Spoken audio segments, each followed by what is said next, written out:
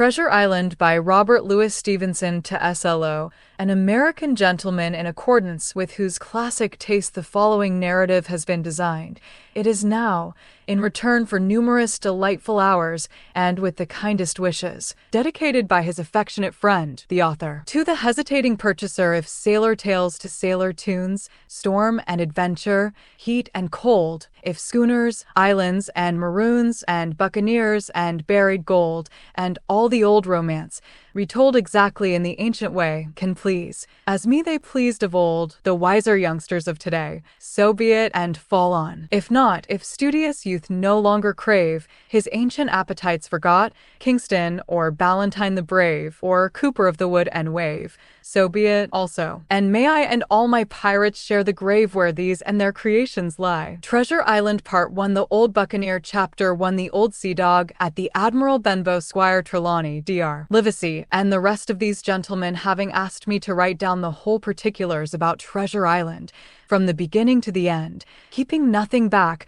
but the bearings of the island, and that only because there is still treasure not yet lifted. I take up my pen in the year of grace 17, and go back to the time when my father kept the Admiral Benbow Inn, and the brown old seaman with the saber cut first took up his lodging under our roof. I remember him as if it were yesterday, as he came plodding to the inn door, his sea-chest following behind him in a hand-barrow, a tall, strong, heavy, nut-brown man, his tarry pigtail falling over the shoulder of his soiled blue coat, his hands ragged and scarred, with black, broken nails, and the saber cut across one cheek, a dirty, livid white. I remember him looking round the cove and whistling to himself as he did so, and then breaking out in that old sea song that he sang so often afterwards, 15 men on the dead man's chest, yo-ho-ho, and a bottle of rum, in the high, old tottering voice that seemed to have been tuned and broken at the capstan bars. Then he rapped on the door with a bit of stick like a handspike that he carried,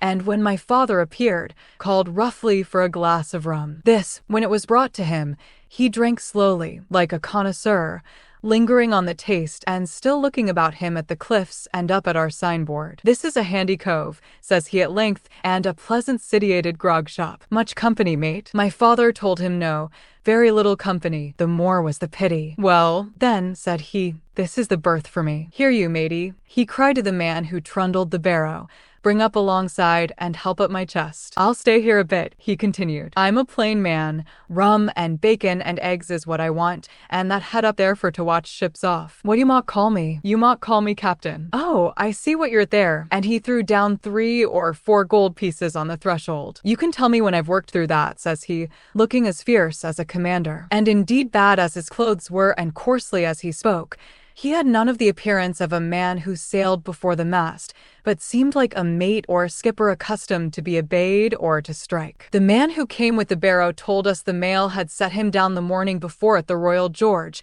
that he had inquired what inns there were along the coast, and hearing ours well spoken of, I suppose, and described as lonely, had chosen it from the others for his place of residence. And that was all we could learn of our guest. He was a very silent man by custom. All day he hung round the cove or upon the cliffs with a brass telescope. All evening he sat in a corner of the parlor next the fire and drank rum and water very strong. Mostly he would not speak when spoken to, only look up sudden and fierce and blow through his nose like a foghorn, and we and the people who came about our house soon learned to let him be. Every day when he came back from his stroll he would ask if any seafaring men had gone by along the road. At first we thought it was the want of company of his own kind that made him ask this question, but at last we began to see he was desirous to avoid them. When a seaman did put up at the Admiral Benbow, as now and then some did, making by the coast road for Bristol, he would look in at him through the curtained door before he entered the parlor, and he was always sure to be as silent as a mouse when any such was present. For me, at least, there was no secret about the matter, for I was, in a way, a sharer in his alarms. He had taken me aside one day and promised me a silver 4 penny on the 1st of every month if I would only keep my weather eye open for a seafaring man with one leg, and let him know the moment he appeared. Often enough when the 1st of the month came came round and I applied to him for my wage, he would only blow through his nose at me and stare me down.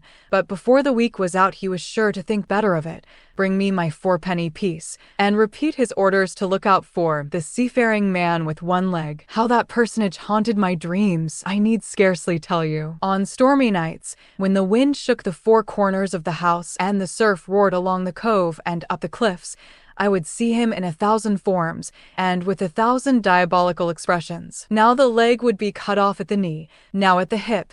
Now he was a monstrous kind of a creature who had never had but the one leg, and that in the middle of his body. To see him leap and run and pursue me over hedge and ditch was the worst of nightmares. And altogether I paid pretty dear for my monthly fourpenny piece, in the shape of these abominable fancies. But though I was so terrified by the idea of the seafaring man with one leg, I was far less afraid of the captain himself than anybody else who knew him. There were nights when he took a deal more rum and water than his head would carry, and then he would sometimes sit and sing his wicked, old, wild sea songs, minding nobody. But sometimes he would call for glasses round and force all the trembling company to listen to his stories or bear a chorus to his singing. Often I have heard the house shaking with yo-ho-ho and a bottle of rum, all the neighbors joining in for dear life, with the fear of death upon them, and each singing louder than the other to avoid remark. For in these fits he was the most overriding companion ever known. He would slap his hand on the table for silence all round. He would fly up in a passion of anger at a question, or sometimes because none was put. And so he judged the company was not following his story. Nor would he allow anyone to leave the inn till he had drunk himself sleepy and reeled off to bed. His stories were what frightened people worst of all. Dreadful stories they were about hanging and walking the plank and storms at sea, and the dry Tortugas, and wild deeds and places on the Spanish Main. By his own account, he must have lived his life among some of the wickedest men that God ever allowed upon the sea, and the language in which he told these stories shocked our plain country people almost as much as the crimes that he described. My father was always saying the inn would be ruined, for people would soon cease coming there to be tyrannized over and put down, and sent shivering to their beds.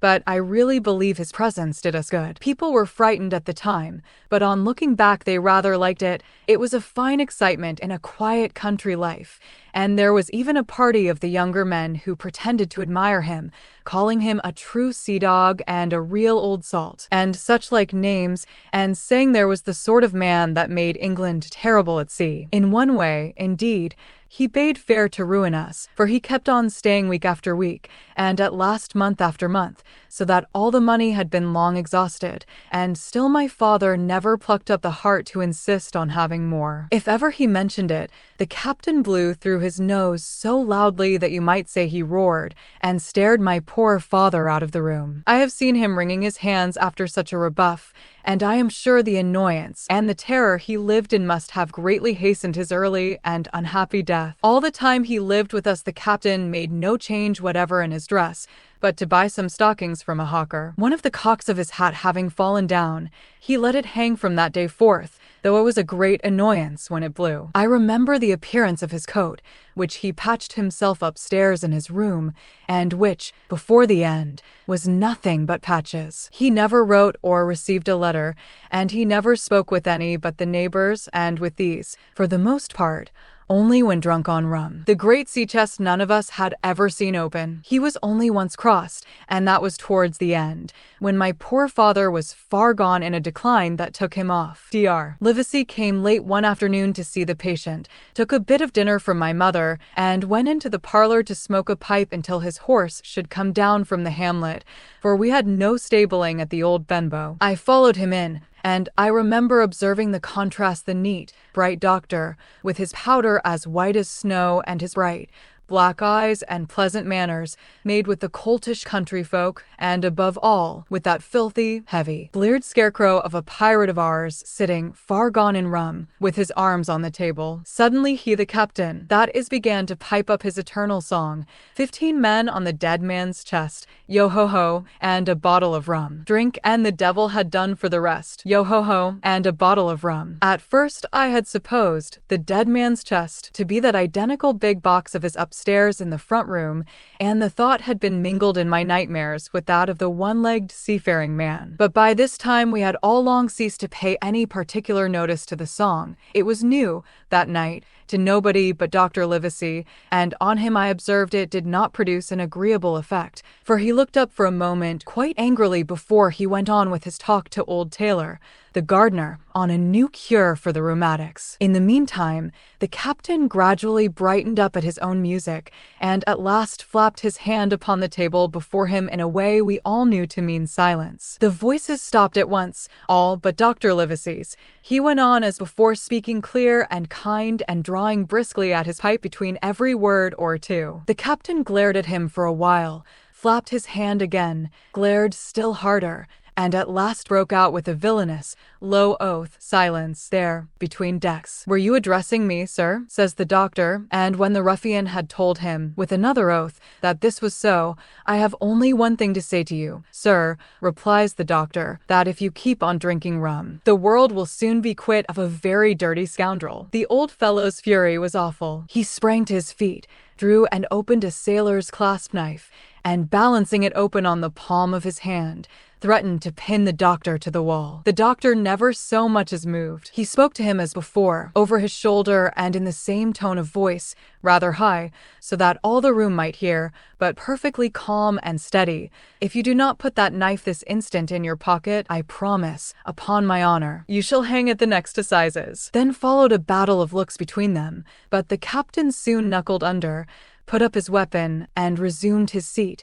grumbling like a beaten dog. "And now, sir," continued the doctor, "since I now know there's such a fellow in my district, you may count I'll have an eye upon you day and night. I'm not a doctor only, I'm a magistrate, and if I catch a breath of complaint against you, if it's only for a piece of incivility like tonight's, I'll take effectual means to have you hunted down and routed out of this. Let that suffice." Soon after, Dr. Livesey's horse came to the door and he rode away, but the captain held his peace that evening, and for many evenings to come. Chapter 2. Black Dog appears and disappears. It was not very long after this that there occurred the first of the mysterious events that rid us at last of the captain, though not, as you will see, of his affairs. It was a bitter cold winter, with long, hard frosts and heavy gales, and it was plain from the first that my poor father was little likely to see the spring. He sank daily, and my mother and I had all the inn upon our hands, and were kept busy enough without paying much regard to our unpleasant guest. It was one January morning, very early, a pinching, frosty morning, the cove all grey with hoarfrost,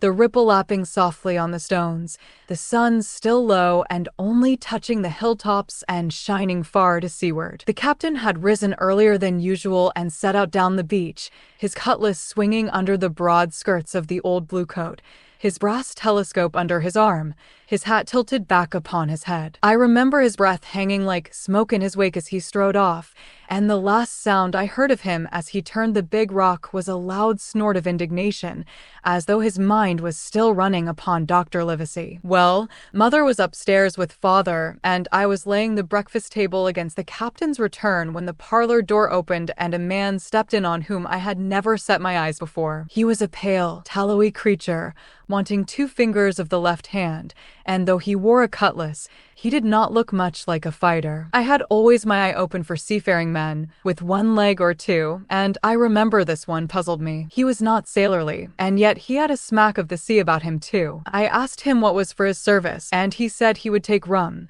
but as I was going out of the room to fetch it, he sat down upon a table and motioned me to draw near. I paused where I was, with my napkin in my hand. "Come here, sonny," says he. "Come nearer here." I took a step nearer. "Is this here table for my mate Bill?" he asked with a kind of leer. I told him I did not know his mate Bill, and this was for a person who stayed in our house whom we called the captain. "Well," said he, "my mate Bill would be called the captain, as like as not. He has a cut on 1 cheek and a mighty pleasant way with him, particularly in drink, has my mate Bill. We'll put it, for argument like, that your captain has a cut on 1 cheek, and we'll put it, if you like, that cheek's the right one." Well, I told you. Now, is my mate Bill in this here house?" I told him he was out walking. "Which way, sonny? Which way is he gone?" And when I had pointed out the rock and told him how the captain was likely to return, and how soon, and answered a few other questions, said he, This'll be as good as drink to my mate, Bill. The expression of his face as he said these words was not at all pleasant,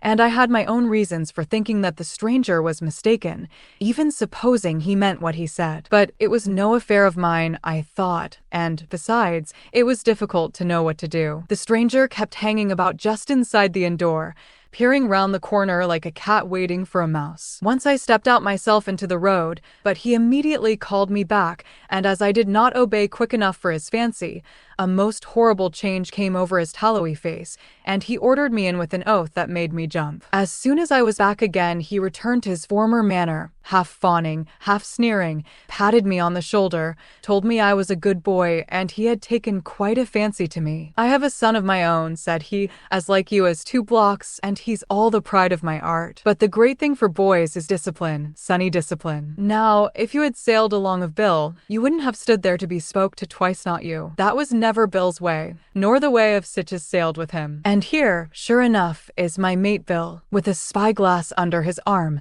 Bless his old art, to be sure. You and me'll just go back into the parlor, Sonny, and get behind the door, and we'll give Bill a little surprise. Bless his art, I say again." So saying, the stranger backed along with me into the parlor and put me behind him in the corner, so that we were both hidden by the open door. I was very uneasy and alarmed, as you may fancy, and it rather added to my fears to observe that the stranger was certainly frightened himself. He cleared the hilt of his cutlass and loosened the blade in the sheath, and all the time we were waiting there he kept swallowing, as if he felt what we used to call a lump in the throat. At last in strode the captain, slammed the door behind him, without looking to the right or left, and marched straight across the room to where his breakfast awaited him. "Bill," said the stranger in a voice that I thought he had tried to make bold and big. The captain spun round on his heel and fronted us. All the brown had gone out of his face, and even his nose was blue.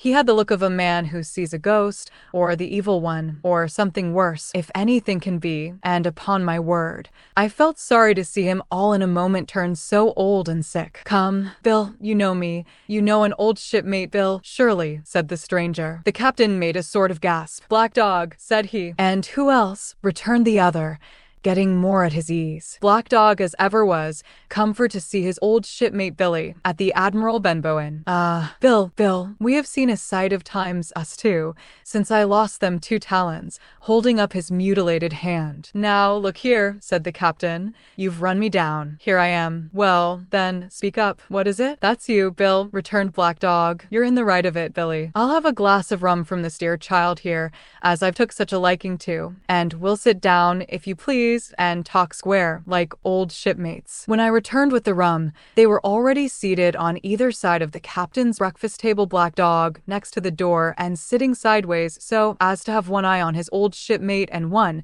as I thought, on his retreat. He bade me go and leave the door wide open. "None of your keyholes for me, Sonny," he said, and I left them together and retired into the bar. For a long time, though I certainly did my best to listen, I could hear nothing but a low gattling, but at last the voices began to grow higher, and I could pick up a word or two, mostly oaths, from the captain. "No, no, no, no, and an end of it," he cried once. "And again, if it comes to swinging, swing all," say I. Then all of a sudden there was a tremendous explosion of oaths and other noises. The chair and table went over in a lump.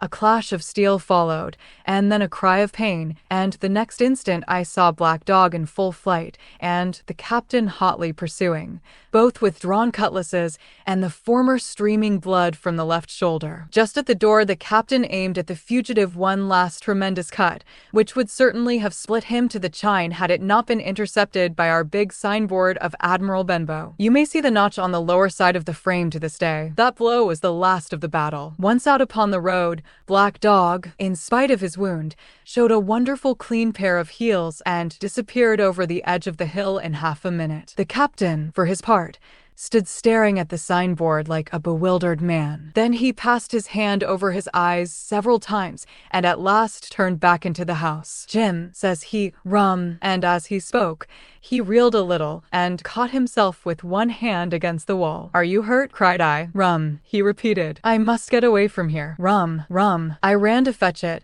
but I was quite unsteadied by all that had fallen out, and I broke one glass and fouled the tap, and while I was still getting in my own way, I heard a loud fall in the parlor and, running in, beheld the captain lying full length upon the floor. At the same instant my mother, alarmed by the cries and fighting, came running downstairs to help me. Between us we raised his head. He was breathing very loud and hard, but his eyes were closed and his face a horrible color. "Dear, dearie me," cried my mother, "what a disgrace upon the house! And your poor father sick." In the meantime, we had no idea what to do to help the captain, nor any other thought but that he had got his death hurt in the scuffle with the stranger. I got the rum, to be sure, and tried to put it down his throat, but his teeth were tightly shut and his jaws as strong as iron. It was a happy relief for us when the door opened and Dr. Livesey came in, on his visit to my father. "Oh, doctor," we cried, "what shall we do? Where is he wounded?" "Wounded? A fiddlestick's end," said the doctor. "No more wounded than you or I. The man has had a stroke, as I warned him. Now, Mrs. Hawkins,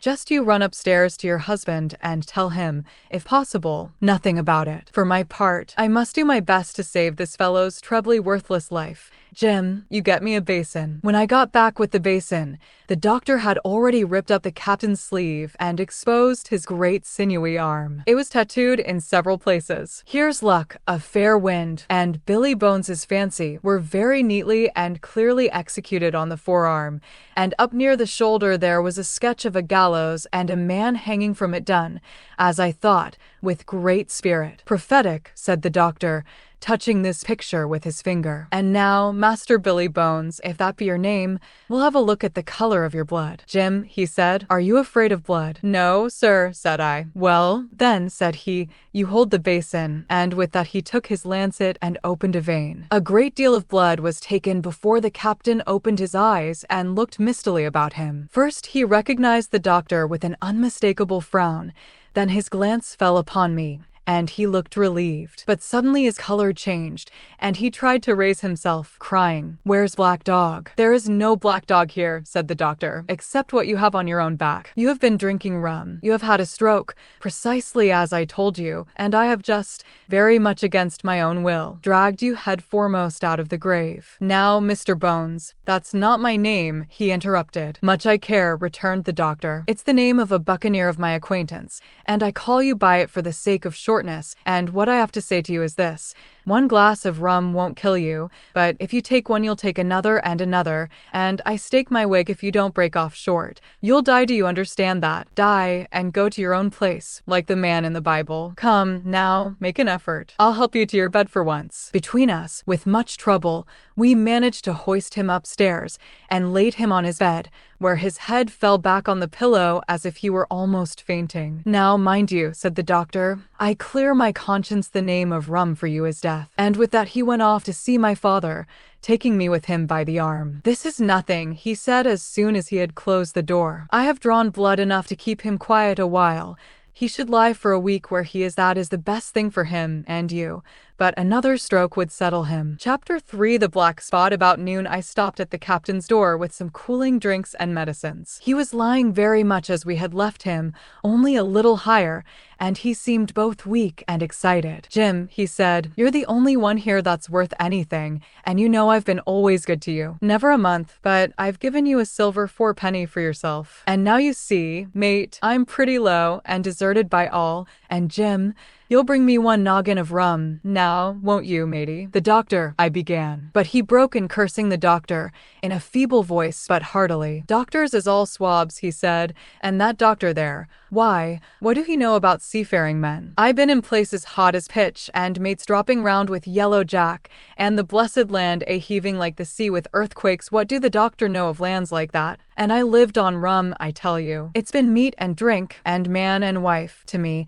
and if I'm not to have my rum now, I'm a poor old hulk on a lee shore.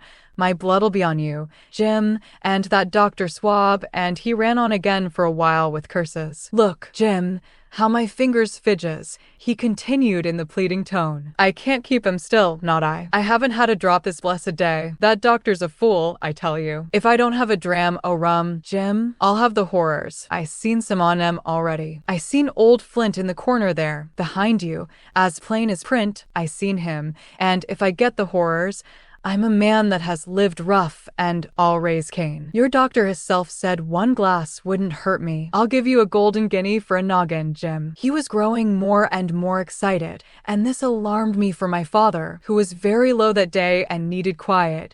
Besides, I was reassured by the doctor's words, now quoted to me, and rather offended by the offer of a bribe. I want none of your money, said I, but what you owe my father. I'll get you one glass and no more. When I brought it to him, he seized it greedily and drank it out. I said he, that's some better, sure enough. And now, matey, did that doctor say how long I was to lie here in this old berth? A week at least, said I. Thunder, he cried. A week. I can't do that. They'd have the black spot on me by then. The lubbers is going about to get the wind of me this blessed moment.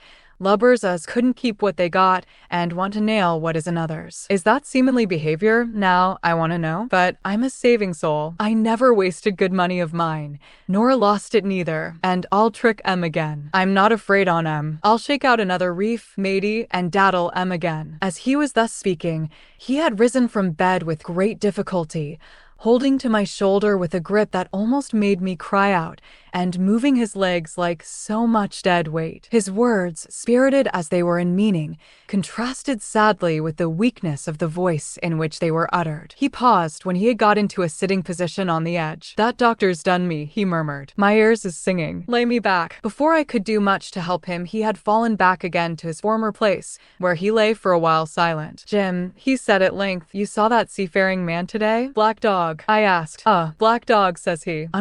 He's a bad un, but there's worse that put him on. Now, if I can't get away nohow, and they tip me the black spot, mind you, it's my old sea chest thereafter. You get on a horse you can't you? Well, then, you get on a horse and go to yes, I will, to that eternal Dr. Swab, and tell him to pipe all hands magistrates and sich and he'll lay 'em aboard at the Admiral Benbow old Flint's crew, man and boy, all on 'em that's left. I was first mate, I was old Flint's first mate, and I'm the only one as knows the place. He gave it me at Savannah, when he lay a-dying, like as if I was to now, you see. But you won't peach unless they get the black spot on me, or unless you see that black dog again, or a seafaring man with one leg, Jim him above all. But what is the black spot, Captain? I asked. That's a summons, mate. I'll tell you if they get that. But you keep your weather eye open, Jim, and I'll share with you equals, upon my honor. He wandered a little longer, his voice growing weaker, but soon after I had given him his medicine, which he took like a child, with the remark, if ever a seaman wanted drugs, it's me, he fell at last into a heavy, swoon-like sleep, in which I left him. What I should have done had all gone well I do not know. Probably I should have told the whole story to the doctor, for I was in mortal fear lest the captain should repent of his confessions and make an end of me. But as things fell out, my poor father died quite suddenly that evening, which put all other matters on one side. Our natural distress, the visits of the neighbors, the arranging of the funeral, and all the work of the inn to be carried on in the meanwhile kept me so busy that I had scarcely time to think of the captain, far less to be afraid of him. He got downstairs next morning, to be sure, and had his meals as usual, though he ate little and had more, I am afraid, than his usual supply of rum, for he helped himself out of the bar, scowling and blowing through his nose, and no one dared to cross him. On the night before the funeral, he was as drunk as ever, and it was shocking, in that house of mourning, to hear him singing away at his ugly old sea-song.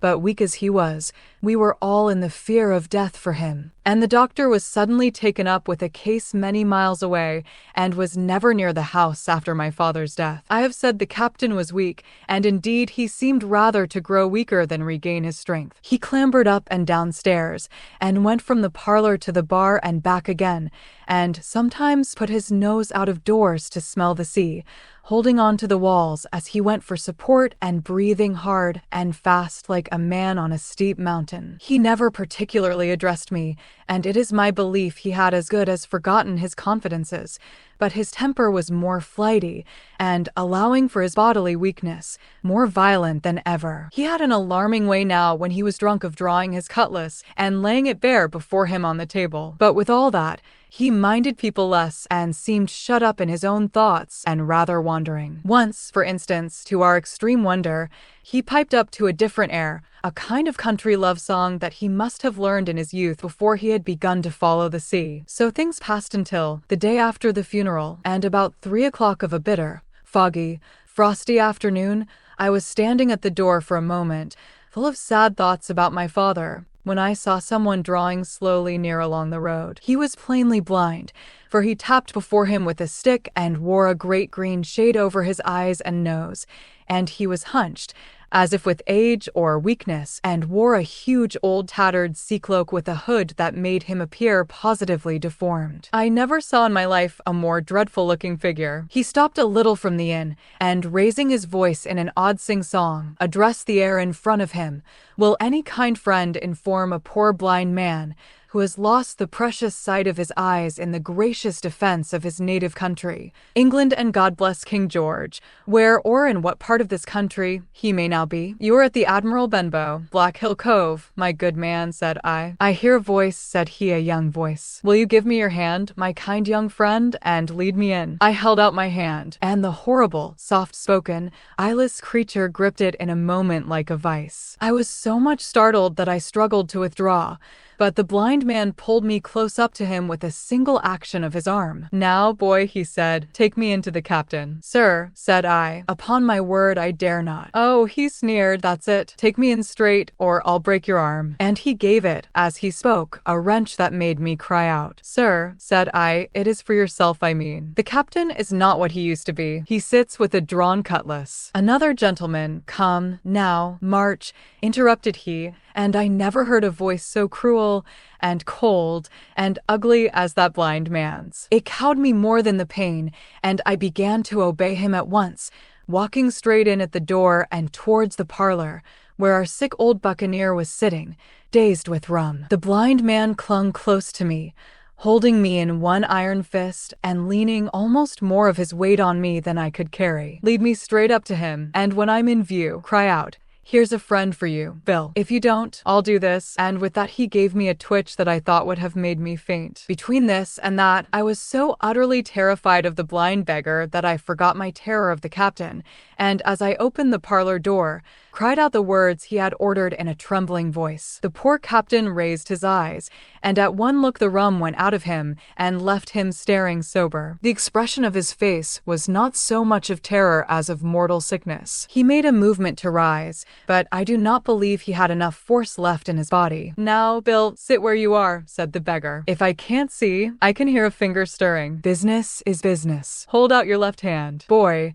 take his left hand by the wrist and bring it near to my right. We both obeyed him to the letter, and I saw him pass something from the hollow of the hand that held his stick into the palm of the captain's, which closed upon it instantly. And now that's done, said the blind man. And at the words he suddenly left hold of me, and with incredible accuracy and nimbleness, skipped out of the parlor and into the road, where, as I still stood motionless, I could hear his stick go tap-tap-tapping into the distance. It was some time before either I or the captain seemed to gather our senses, but at length, and about at the same moment, I released his wrist, which I was still holding, and he drew in his hand and looked sharply into the palm. 10 o'clock, he cried. 6 hours. We'll do them yet, and he sprang to his feet. Even as he did so, he reeled, put his hand to his throat, stood swaying for a moment, and then, with a peculiar sound, fell from his whole height face foremost to the floor. I ran to him at once, calling to my mother, but haste was all in vain. The captain had been struck dead by thundering apoplexy. It is a curious thing to understand,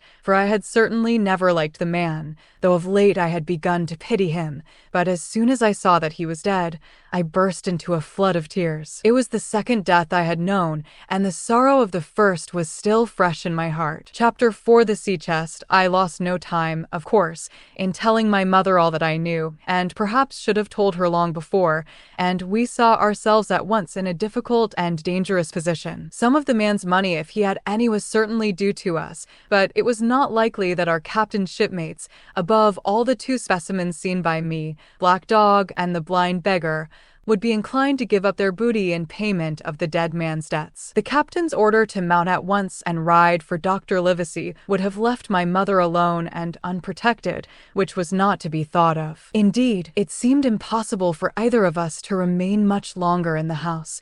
The fall of coals in the kitchen grate, the very ticking of the clock, filled us with alarms. The neighborhood, to our ears, seemed haunted by approaching footsteps, and what between the dead body of the captain on the parlor floor and the thought of that detestable blind beggar hovering near at hand and ready to return, there were moments when, as the saying goes, I jumped in my skin for terror. Something must speedily be resolved upon, and it occurred to us at last to go forth together and seek help in the neighboring hamlet. No sooner said than done. Bareheaded as we were, we ran out at once in the gathering evening and the frosty fog. The hamlet lay not many 100 yards away, though out of view, on the other side of the next cove, and what greatly encouraged me, it was in an opposite direction from that whence the blind man had made his appearance, and whither he had presumably returned. We were not many minutes on the road, though we sometimes stopped to lay hold of each other and hearken. But there was no unusual sound, nothing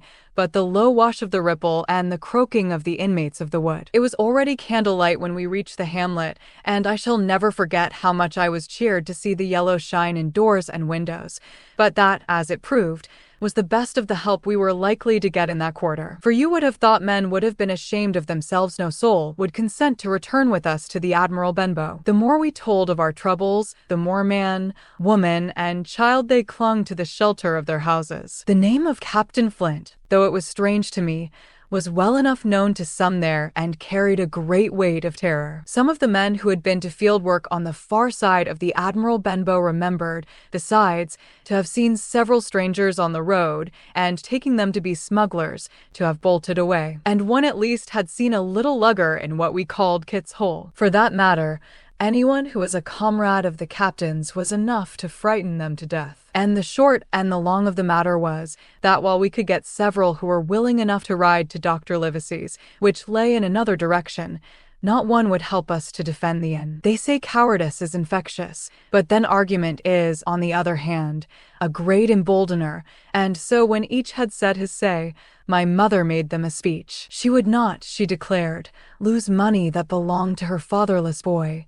If none of the rest of you dare, she said, Jim and I dare. Back we will go, the way we came, and small thanks to you big, hulking, chicken-hearted men. We'll have that chest open if we die for it. And I'll thank you for that bag, Mrs. Crossley, to bring back our lawful money in. Of course I said I would go with my mother, and of course they all cried out at our foolhardiness, but even then not a man would go along with us. All they would do was to give me a loaded pistol lest we were attacked, and to promise to have horses ready saddled in case we were pursued on our return, while one lad was to ride forward to the doctor's in search of armed assistance. My heart was beating finely when we two set forth in the cold night upon this dangerous venture. A full moon was beginning to rise and peered redly through the upper edges of the fog, and this increased our haste, for it was plain, before we came forth again, that all would be as bright as day, and our departure exposed to the eyes of any watchers. We slipped along the hedges, noiseless and swift, nor did we see or hear anything to increase our terrors, till, to our relief, the door of the Admiral Benbow had closed behind us. I slipped the bolt at once, and we stood and panted for a moment in the dark, alone in the house with the dead captain's body. Then my mother got a candle in the bar, and holding each other's hands, we advanced into the parlor. He lay as we had left him, on his back, with his eyes open and one arm stretched out. Draw down the blind, Jim, whispered my mother. They might come and watch outside. And now, said she when I had done so, we have to get the key off, underscore that.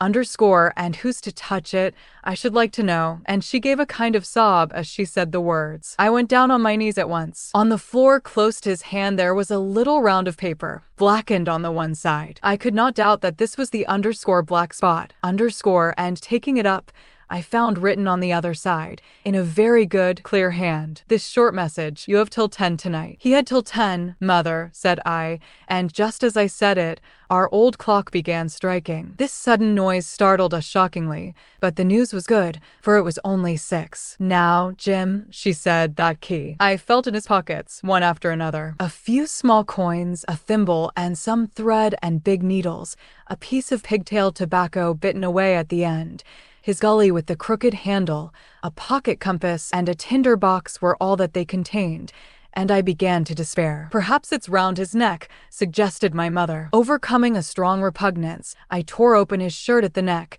and there, sure enough, hanging to a bit of tarry string, which I cut with his own gully, we found the key. At this triumph we were filled with hope and hurried upstairs without delay to the little room where he had slept so long, and where his box had stood since the day of his arrival. It was like any other seaman's chest on the outside, the initial B burned on the top of it with a hot iron, and the corners somewhat smashed and broken as by long, rough usage. "Give me the key," said my mother, and though the lock was very stiff, she had turned it and thrown back the lid in a twinkling. A strong smell of tobacco and tar rose from the interior, but nothing was to be seen on the top except a suit of very good clothes, carefully brushed and folded. They had never been worn, my mother said. Under that, the miscellany began a quadrant: a tin cannikin, several sticks of tobacco, 2 brace of very handsome pistols, a piece of bar silver, an old Spanish watch, and some other trinkets of little value and mostly of foreign make, a pair of compasses mounted with brass, and 5 or 6 curious West Indian shells. I have often wondered since why he should have carried about these shells with him in his wandering,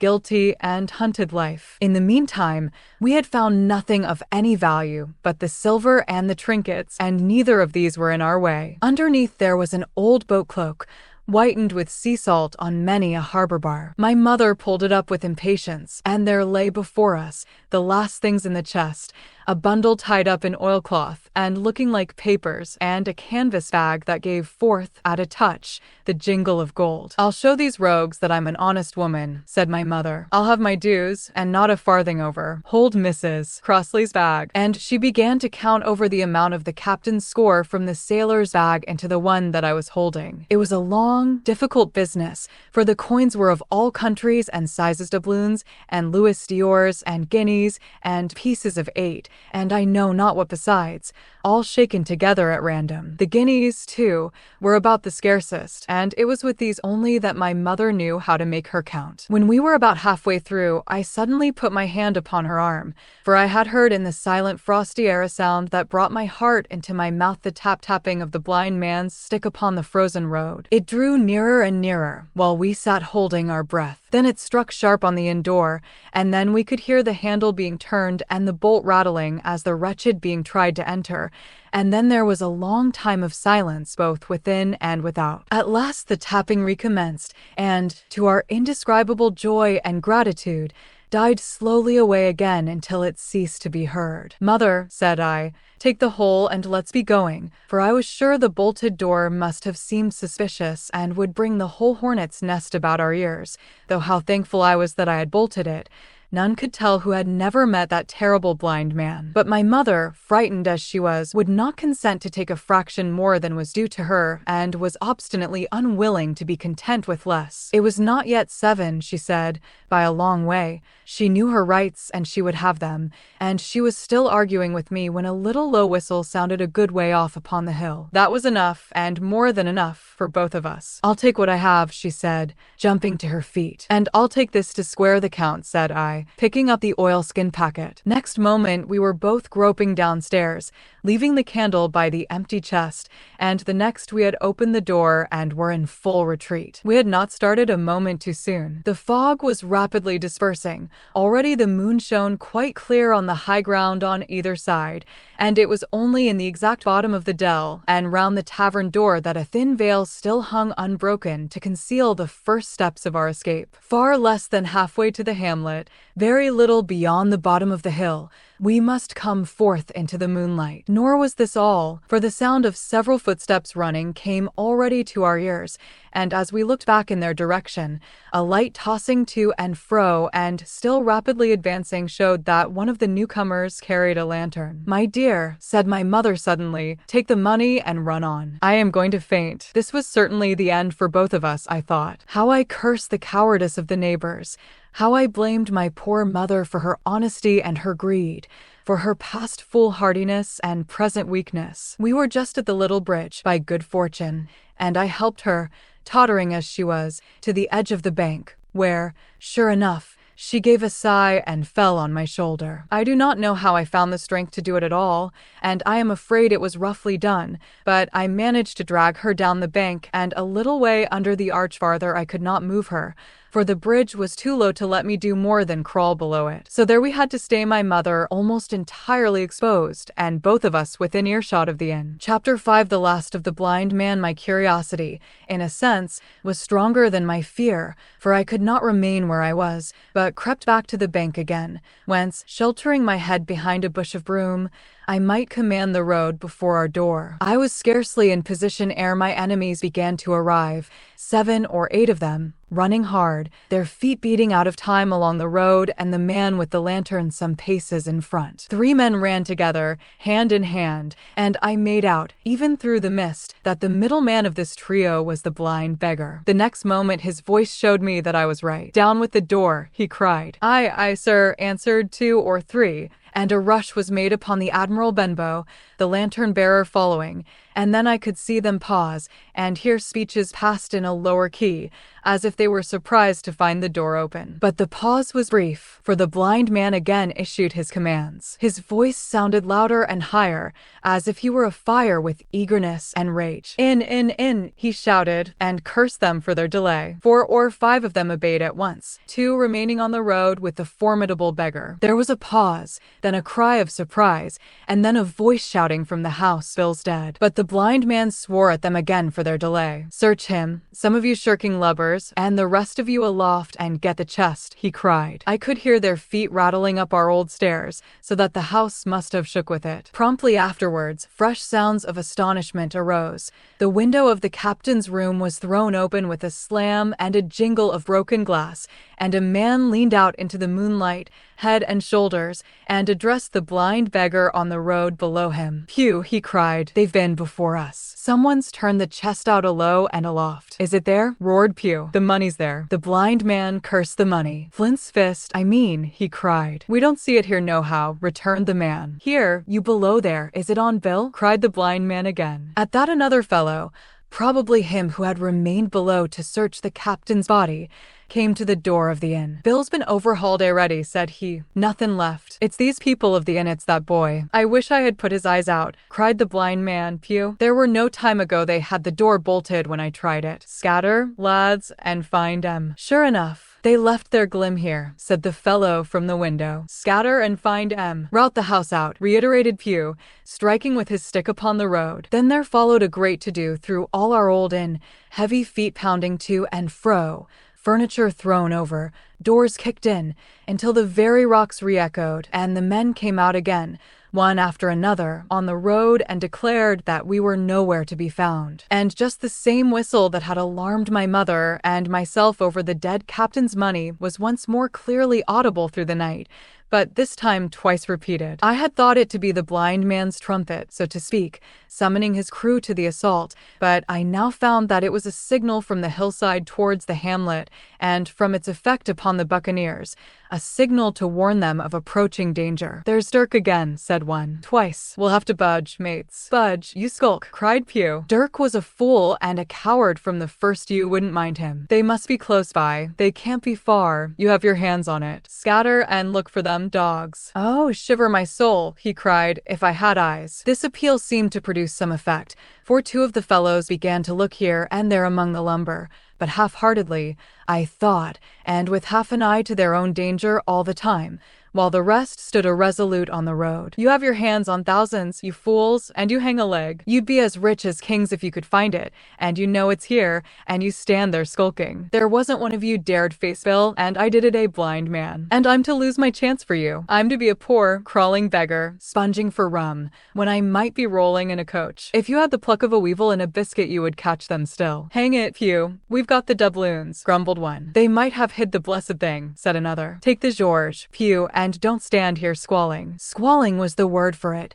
Pew's anger rose so high at these objections till at last, his passion completely taking the upper hand, he struck at them right and left in his blindness, and his stick sounded heavily on more than one. These, in their turn, cursed back at the blind miscreant, threatened him in horrid terms, and tried in vain to catch the stick and wrest it from his grasp. This quarrel was the saving of us, for while it was still raging, another sound came from the top of the hill on the side of the hamlet, the tramp of horses galloping. Almost at the same time a pistol shot, flash and report, came from the hedge side, and that was plainly the last signal of danger, for the buccaneers turned at once and ran, separating in every direction, one seaward along the cove, one slant across the hill, and so on, so that in half a minute not a sign of them remained but Pew. Him they had deserted, whether in sheer panic or out of revenge for his ill words and blows I know not, but there he remained behind, tapping up and down the road in a frenzy, and groping and calling for his comrades. Finally, he took a wrong turn and ran a few steps past me, towards the hamlet, crying, "Johnny, Black Dog, Dirk, and other names, you won't leave old Pew. Mate's not old Pew." Just then the noise of horses topped the rise, and 4 or 5 riders came in sight in the moonlight and swept at full gallop down the slope. At this Pew saw his error, turned with a scream, and ran straight for the ditch, into which he rolled. But he was on his feet again in a second and made another dash, now utterly bewildered, right under the nearest of the coming horses. The rider tried to save him, but in vain. Down went Pew with a cry that rang high into the night, and the 4 hoofs trampled and spurned him and passed by. He fell on his side, then gently collapsed upon his face and moved no more. I leaped to my feet and hailed the riders. They were pulling up, at any rate, horrified at the accident, and I soon saw what they were. One, tailing out behind the rest, was a lad that had gone from the hamlet to Dr. Livesey's. The rest were revenue officers, whom he had met by the way, and with whom he had had the intelligence to return at once. Some news of the lugger in Kit's Hole had found its way to Supervisor Dance and set him forth that night in our direction, and to that circumstance my mother and I owed our preservation from death. Pew is dead, stone dead. As for my mother, when we had carried her up to the hamlet, a little cold water and salts, and that soon brought her back again, and she was none the worse for her terror, though she still continued to deplore the balance of the money. In the meantime the supervisor rode on, as fast as he could, to Kit's Hole, but his men had to dismount and grope down the dingle, leading, and sometimes supporting, their horses, and in continual fear of ambushes. So it was no great matter for surprise that when they got down to the hole the lugger was already under way, though still close in. He hailed her. A voice replied, telling him to keep out of the moonlight or he would get some lead in him, and at the same time a bullet whistled close by his arm. Soon after, the lugger doubled the point and disappeared. Mr. Dance stood there, as he said, like a fish out of water, and all he could do was to dispatch a man to warn the cutter. And that, said he, is just about as good as nothing. They've got off clean, and there's an end. Only, he added, I'm glad I trod on Master Pew's corns, for by this time he had heard my story. I went back with him to the Admiral Benbow, and you cannot imagine a house in such a state of smash. The very clock had been thrown down by these fellows in their furious hunt after my mother and myself. And though nothing had actually been taken away except the captain's money bag and a little silver from the till, I could see at once that we were ruined. Mr. Dance could make nothing of the scene. They got the money, you say? Well, then, Hawkins, what in fortune were they after? More money, I suppose. No, sir, not money, I think, replied I. In fact, sir, I believe I have the thing in my breast pocket, and to tell you the truth, I should like to get it put in safety. To be sure, boy, quite right, said he. I'll take it if you like. I thought perhaps Dr. Livesey, I began. Perfectly right, he interrupted very cheerily. Perfectly perfectly right, a gentleman and a magistrate. And now I come to think of it, I might as well ride round there myself and report to him or squire. Master Pugh's dead, when all's done. Not that I regret it, but he's dead, you see, and people will make it out against an officer of His Majesty's revenue, if make it out they can. Now, I'll tell you, Hawkins, if you like, I'll take you along. I thanked him heartily for the offer, and we walked back to the hamlet where the horses were. By the time I had told Mother of my purpose, they were all in the saddle. Dogger, said Mr. Dance, you have a good horse. Take up this lad behind you. As soon as I was mounted, holding on to Dogger's belt, the supervisor gave the word, and the party struck out at a bouncing trot on the road to Dr. Livesey's house.